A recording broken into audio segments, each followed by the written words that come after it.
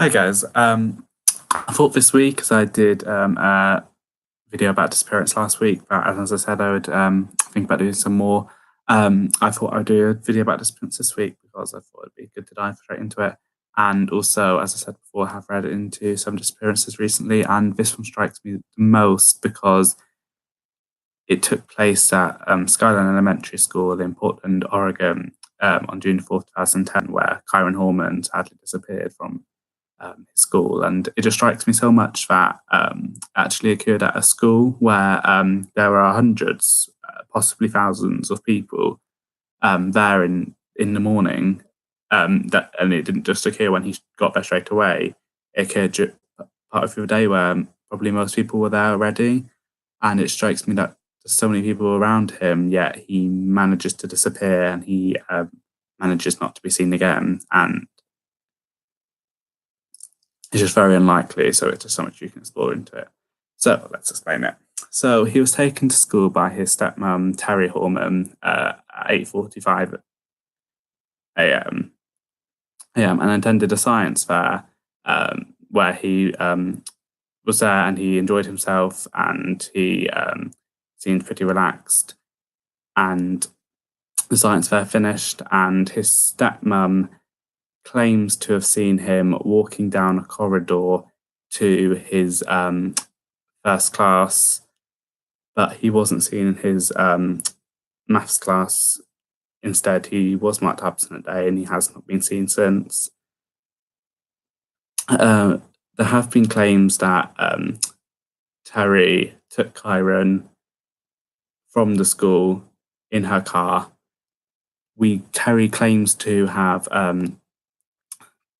driven off and gone to the store and then driven around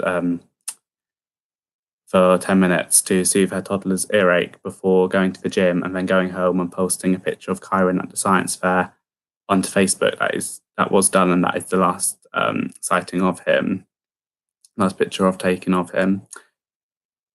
Now, there are, as I said, arguments that people claim to have seen Terry place Kyron in her car and drive Kyron away. Now, that would have immediately sparked people's attention that a parent has taken a child away from school and not let them go to school. So, to be frankly honest, I think that puts Terry in quite a lot, puts her as quite a big suspect because she was the one who took him to school. And as I said, I think many people would have seen him, being taken if he was taken. And there is a chance he was taken because he did go to a science fair, and I believe that the science fair was quite come and go. I believe even members of the public were allowed in there. So I suppose someone could have taken him, but the chances of that are quite small, considering it would have had to have been when every child would have left. I suppose maybe the person who took him could have tapped him on the shoulder, maybe, and he turned around, and then that person could have taken him when everyone had got out. But I see that as quite a small chance that I think someone would have had Kyron speak to them. Someone would probably heard him scream or something. So I think there's a very high chance that Terry did place him in the car and take him away. And I think there's quite a high chance that Terry could have killed him, possibly. Considering that was her stepson, there may have been issues at home going on, that maybe she was a bit jealous of him, maybe. I don't know. But I think another big thing is that she drove around for 10 minutes to soothe her toddler's earache. I think that's just such a big coincidence that it manages to be on that day, that I think that could have been the time that she disposed of the body, possibly. Who knows? But I think he left the hall where the science fair is, and Terry claimed to have seen him walking down his first maths class. Now, I'm guessing he was walking with other people, and I'm I just don't think that it would have been that far, and it was a school. There would have been people around there, and how could that abductor have got into the school? So I think he was, like I said, there's a very small chance that he was abducted at the science fair, and just he was 7 at the time. I doubt he would have wandered away, and I think someone would have seen him wander away.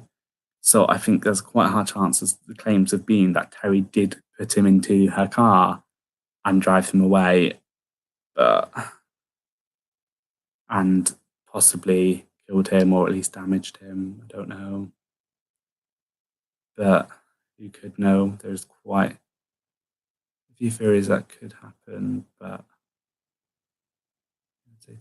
I'd say Terry probably had something to do with it, and just because I think someone would have seen something that happened at the school. Like I said, there would have been so many people around.